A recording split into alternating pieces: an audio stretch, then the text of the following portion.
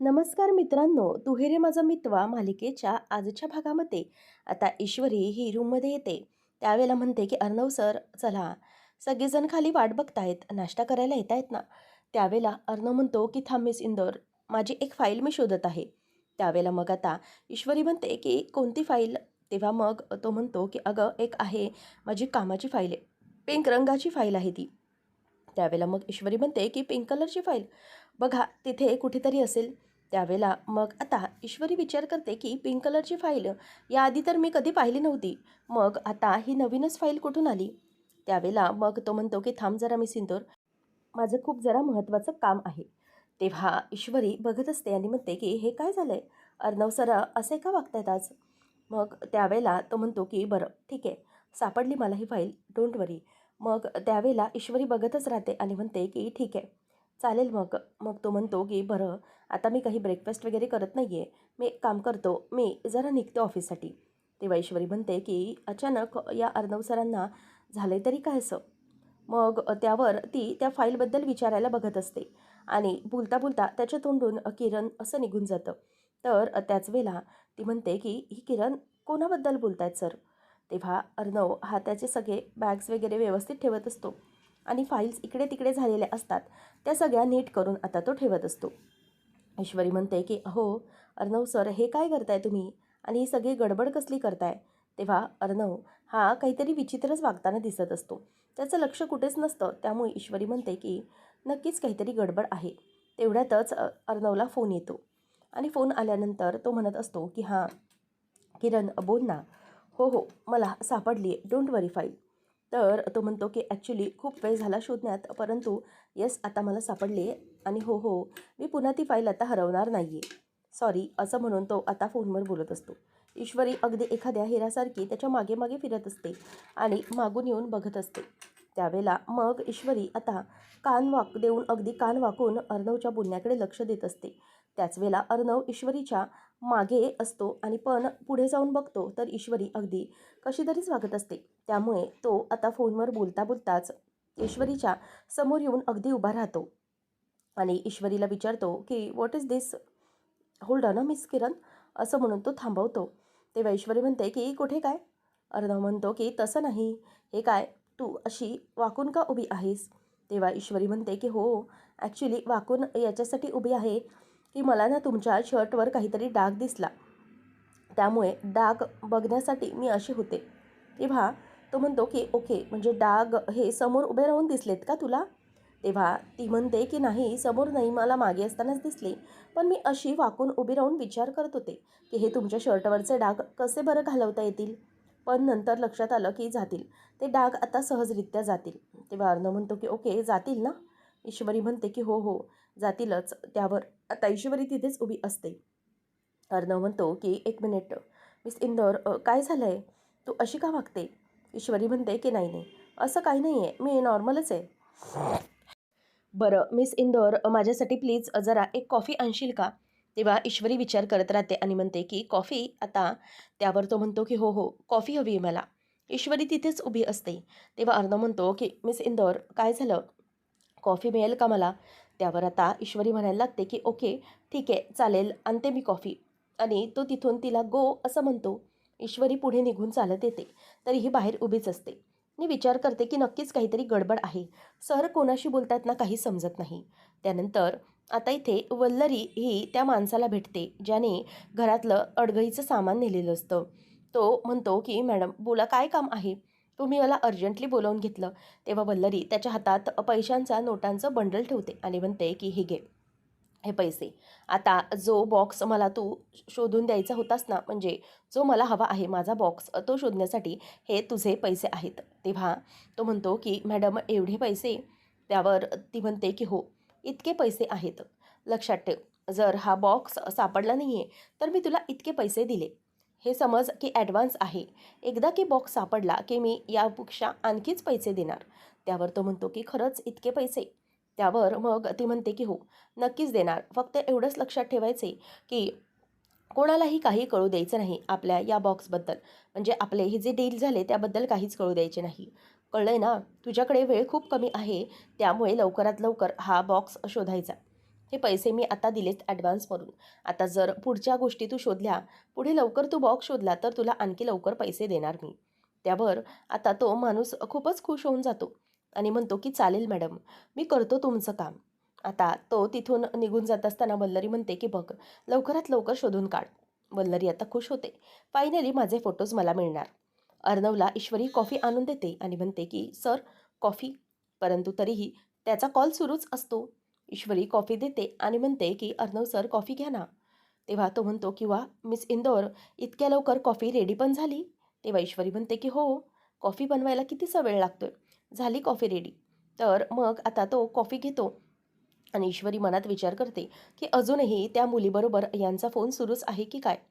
तेव्हा अर्णव हा कॉफी पितो आणि म्हणतो की मिस इंदौर, अगं हे कॉफी आहे की काय आहे. तेव्हा तो म्हणतो की अगं किती कडू आहे ही कॉफी. ईश्वरी म्हणते की अहो सर, तुम्हाला कॉफी विदाऊट शुगर लागते, मग ती कडूच असणार ना. त्यावर अर्णव म्हणतो की नो मिस इंदौर, अगं मला असं वाटतंय की तू 7-8 कॉफीची कॉफी ना एकाच या पाण्यामध्ये म्हणजेच एकाच या मगसाठी घालून ठेवली आहेस. किती कडू कॉफी केली आहेस तू. तेव्हा ईश्वरी म्हणते की हां, त्याचं ना लक्ष नव्हतं. तेव्हा ईश्वरीला तो विचारतो की मग कुठे लक्ष होतं तुझं. ईश्वरी म्हणते की फोनमध्ये. तेव्हा तो म्हणतो की फोनमध्ये म्हणजे. ईश्वरी म्हणते की अहो, माझ्या फोनमध्ये माझं लक्ष होतं. त्याचं काय झालं ना, तुमची कॉफी बनवत असताना मला ना माझा मित्र नंदूना त्याचा कॉल आला. मग माझं लक्षच नव्हतं. त्यावर अर्णव म्हणतो की हॅलो, तुझ्या मित्राचं नाव सिद्धू आहे ना. त्यावर ईश्वरी म्हणते की हो, तोच तो. त्याला ना मी प्रेमाने नंदू पण म्हणत असते. मग त्याचा कॉल आल्यावर ना मला कशाचंही भान राहत नाही. त्यामुळे मग असं झालं. तेव्हा आता अर्णव म्हणतो की ओके, असं असेल ना तर मग घे. ही ती तुझी कॉफी आहे ना, ती तुझा मित्र सिद्धू आहे ना त्यालाच दे. मला नको ही इतकी कडू कॉफी. त्यावर ईश्वरी ती कॉफी घेते आणि म्हणते की बरं ठीक आहे.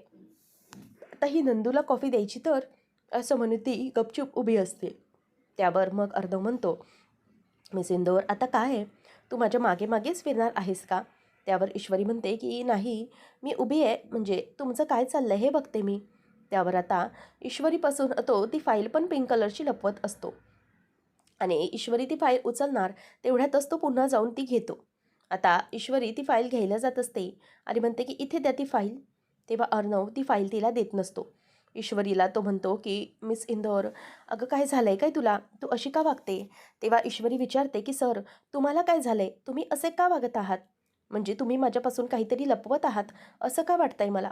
तेव्हा तो म्हणतो की नो मिस इंदौर, असं काहीच नाही आहे. अगं हे कॉन्फिडेन्शियल डॉक्युमेंट आहेत, त्यामुळे मी असे ते दाखवू शकत नाही. ऑफिसचे काही कॉन्फिडेन्शियल पर्सनल डॉक्युमेंट्स असतातच ना, म्हणूनच मी ते दाखवत नाही. ओके. तेव्हा ईश्वरी म्हणते की अच्छा, म्हणजे यांच्या ऑफिसमधले एखादे कॉन्फिडेन्शियल डॉक्युमेंट ते माझ्यापेक्षा जास्त महत्त्वाचे आहे का. त्या कॉन्फिडेन्शियल क्या बारा की ढेर. नाही, काही झालं ना तरीही मी ते डॉक्युमेंट शोधून काढणार म्हणजे काढणारच. नक्की काय मामला आहे. त्यावर इथे आता राकेश हा दारू ढोसत त्याच्या जुगारी मित्रांबरोबर पत्ते खेळत बसलेला असतो. तेव्हा आता त्याचा पत्त्याचा डाव हा चांगलाच रंगलेला असतो आणि आजूबाजूला छानपैकी माहोलही तयार झालेला असतो. त्यावेळेला आता एक जो पत्त्याचा डाव असतो, तो डाव घेण्यासाठी दुसरा माणूस रेडी झालेला असतो. परंतु जेव्हा राकेश स्वतःचे पत्ते बघतो, तेव्हा त्याला खूपच आनंद होत असतो. कारण की त्याला पत्त्यांमध्ये बादशाह आलेला असतो. आता बादशाह आल्यामुळे राकेशला खूपच अगदी आनंद होऊ लागतो. तो म्हणतो की वा, चला आज तर डाव माझ्याच दिशेने आहे. म्हणजे आज डाव हा बसला की समजायचं मी सगळे पैसे परत. आता राकेश त्यावेळेला पटकन स्वतःचे पैसे टाकतो की हे माझे 4,000 रुपये. आणि मग तो विचार करतो की लवकरात लवकर हा जर डाव माझा लागला तर या डीलरच्या 10,000 रुपयामधून त्याचे 2,00,000 3,00,000 कसे करायचे आणि दादाचे तोंड बंद करायचे, हेच माझा विचार आहे मनात. तेव्हा आता राकेशला तो दादा सारखा सारखा फोन करत असतो. परंतु राकेश फोन इग्नोर करत असतो. आणि मग राकेश म्हणतो की चला, आता हा डाव माझा लागला ना, सगळं काही माझ्या मनानुसारच होणार. पण आता तो जो दादा असतो, तो बंगल्याच्या बाहेरच राकेशच्या येऊन उभा राहिलेला असतो. तेवढ्यातच आता ईश्वरी ही ताईला म्हणते की ताई, हे घ्या तुमची कॉफी. आणि ताई पण आनंदित असते. त्याच वेळेला इथे आता तो गुंड म्हणत असतो की नाही, मला वाटतंय की हा राकेश असं ऐकणार नाही, त्याला जाऊन आतमध्येच गाठला पाहिजे. तर तितक्यातच आता अंजलीला ती कॉफी देते आणि ईश्वरी म्हणते की काय हो ताई, मला जरा सांगा की तुमच्या ओळखीमध्ये किंवा कधी तुमच्या किंवा सरांच्या ओळखीमध्ये किरण नावाची कोणी मुलगी होती का हो? त्यावर मग आता ती हसायला लागते आणि म्हणते की हो, किरण म्हणजे थांब हां, मला आठवू दे. त्यावेळेला अंजली ताईला आठवतं. ती म्हणते की हो, अगं होती ना, लहानपणी होती. म्हणजे आम्ही इंदोरला राहायचो ना, तेव्हा इंदोरच्या वाड्यामध्ये बाजूच्या ठिकाणी बाजूला राहायची ती. किरण म्हणजे ना खूपच गोड होती गं, लागवी होती.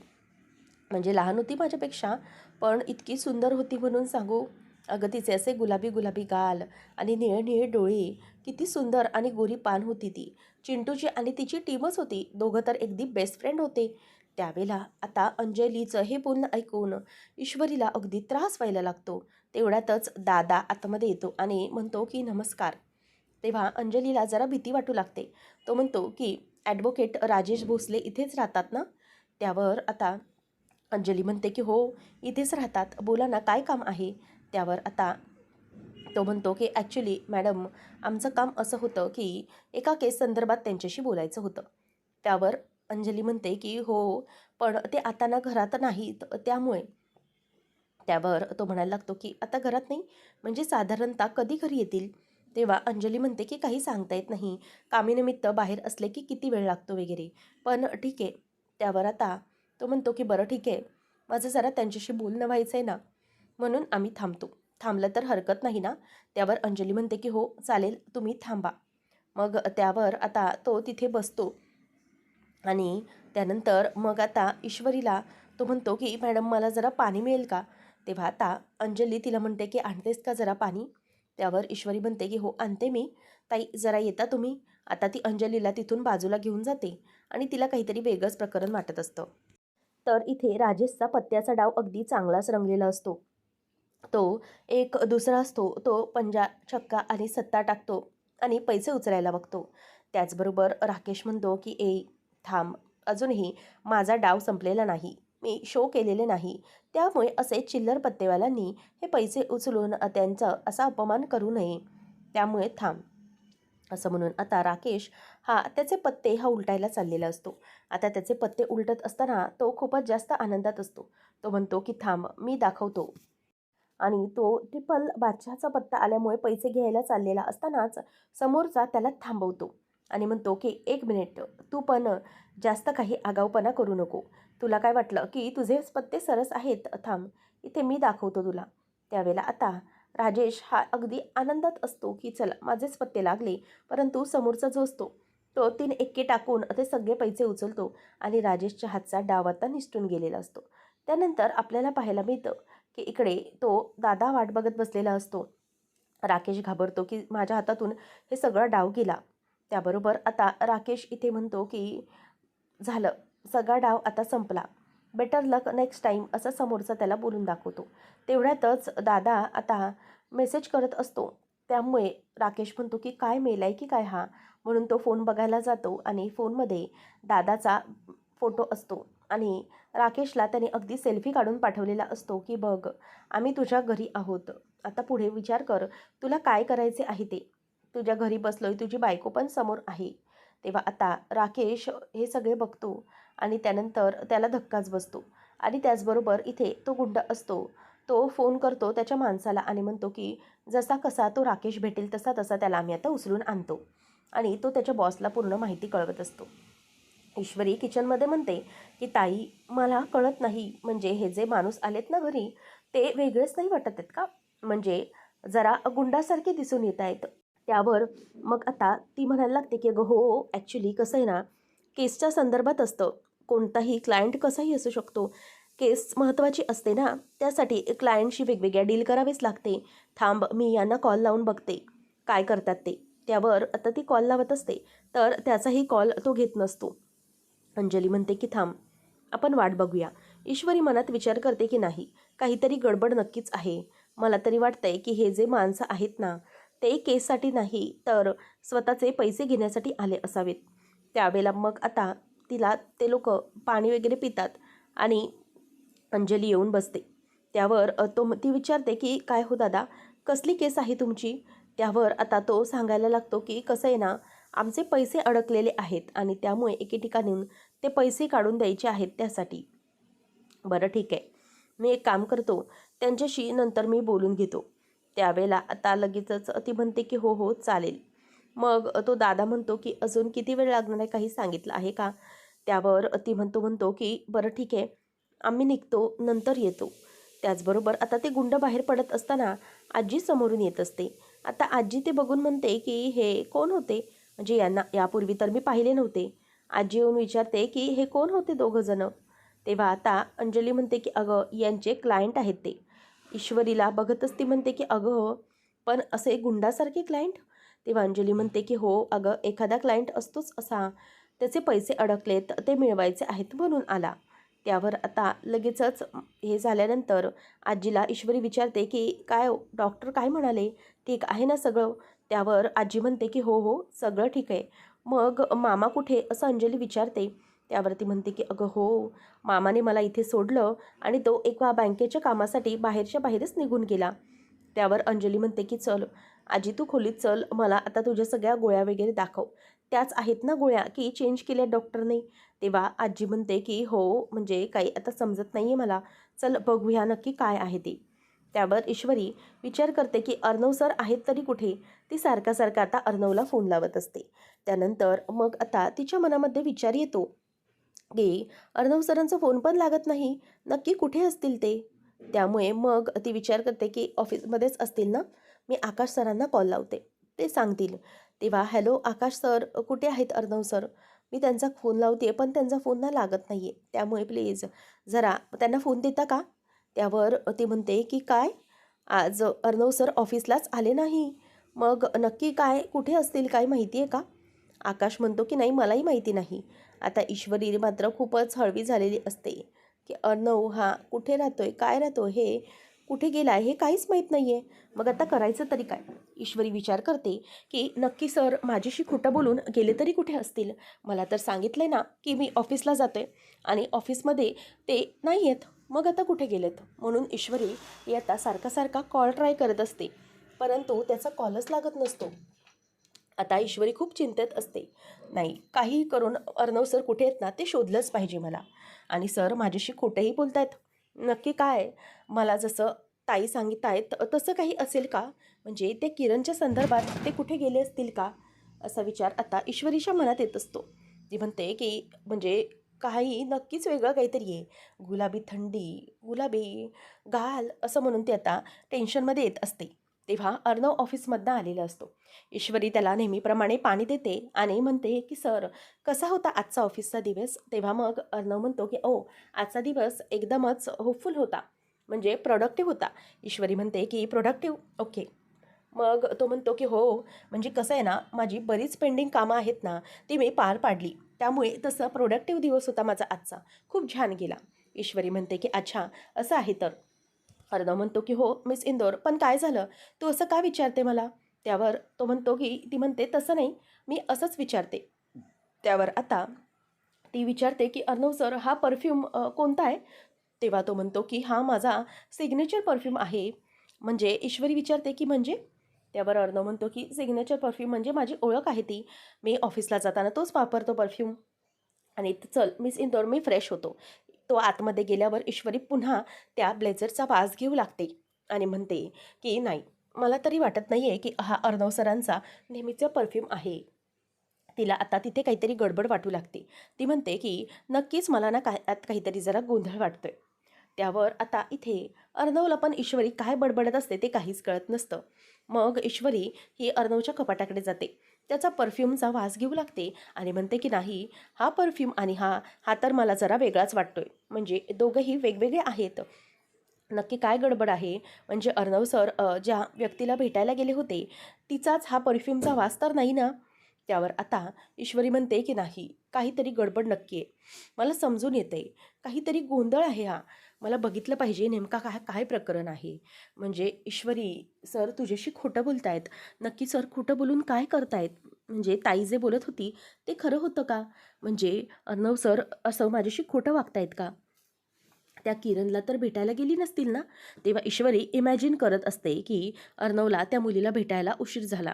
म्हणूनच आता अर्णव तिच्याकडे धावत धावत गेला आणि ती म्हणते की काय हे, हँडसम, तू कुठे होतास इतका वेळ? मी किती वेळ वाट पाहिली तुझी. तेव्हा तो म्हणतो की oh I am so sorry, actually मला उशीर झाला थोडा, आय एम व्हेरी सॉरी. तेव्हा मग आता तो तिची माफी मागतो आणि तिला आय लव्ह यू बोलतो. त्यावेळेला ईश्वरी पण खूप घाबरते आणि ती जोरातच नाही असं ओरडते, किंचाळते. तेव्हा अर्णव धावत येतो आणि ते सगळं तिला सारखं आठवत असतं. अर्णव कसा एखाद्या मुलीला मिठी मारतोय आणि त्याचाच सुगंध हा त्याच्या ब्लेझरला येतोय. ईश्वरी अशी जोरात नाही ओरडते. अर्णव धावत येतो आणि म्हणतो की मिस इंदौर, काय झालं? तू अशी का ओरडलीस? इतकी का किंचाळली? ईश्वरी आता त्याच्याकडे बघतच राहते. ती म्हणते की मी? तेव्हा तो म्हणतो की येस तू. अगं किती जोरात किंचाळलीस तू? ईश्वरी आता गप्पच बसलेली असते, कारण तिला ते सगळं काही सहनच होत नसतं. त्यानंतर पुढच्या भागामध्ये अर्णव हा बोलत बोलत निघून जातो. ईश्वरी म्हणते की हे काय प्रकरण आहे? अजूनही अर्णव सर हे त्या मुलीशीच बोलतायत. नाही, नक्की हे काय आहे ना, ते मला शोधून काढलंच पाहिजे. त्यानंतर ही नक्की किरण कोण आहे ना, हे मी शोधून काढल्याशिवाय गप्प बसणार नाही, असा ईश्वरी विचार करत असते. त्यानंतर अंजली रूममध्ये असते आणि राकेशला कॉल ट्राय करत असते. राकेश बाहेर येऊन येतो आणि त्याला खूप मारलेलं असतं. त्यावेळेला अंजली म्हणते की काय हो, ही काय अवस्था झाली आहे तुमची? काय लागलं आहे तुम्हाला? त्यावर मग आता इथे अंजली ही खूप घाबरलेली असते. ईश्वरी अर्णवच्या खिशातून चावी घेते आणि ती चावी घेऊन लॉकर उघडत असते, कारण की तिला त्या किरणबद्दल काहीतरी शोधायचं असतं. त्यावेळेला आता ते शोधत असताना ईश्वरी लॉकर उघडते आणि त्या लॉकरमधून खूप सारे पेपर्स बाहेर येतात. तेव्हा अर्णव येतो आणि विचारतो की मिस इंदौर, हे काय आहे? तू हे पेपर्स कशाला उघडले आणि हे लॉकर उघडण्याची काय गरज होती तुला? हे चावी तू चोरलीस? आता ईश्वरी मात्र तिची चोरी पकडल्यामुळे घाबरते. अंजली म्हणते की हे कसं झालं? तेव्हा तो म्हणतो की हे त्या माणसांमुळे झालं. पण ना त्यांचे पैसे त्यांना परत मिळवून दिल्याशिवाय मी काही आता गप्प बसणार नाही. मी त्यांचा हक्क त्यांना मिळवूनच देणार. त्यावर आता इथे अंजली म्हणायला लागते की थांबा, तुम्ही काही करू नका. हवं तर मी पैसे देते तुम्हाला. तुम्ही काळजी करू नका. तुमचा जीव धोक्यात घालण्याची काहीच गरज नाही. त्यावर अंजली अर्णवला म्हणते की चिंटू, मला जरा प्लीज 10 लाख रुपये देतोस का? असं म्हटल्यावर सगळेजणं त्याच्याकडे बघतच राहतात. आता नेमकं पुढे काय घडणार पाहणं रंजक ठरेल. अशाच अपडेट्ससाठी आताच आपल्या चॅनलला सबस्क्राईब नक्कीच करा. धन्यवाद.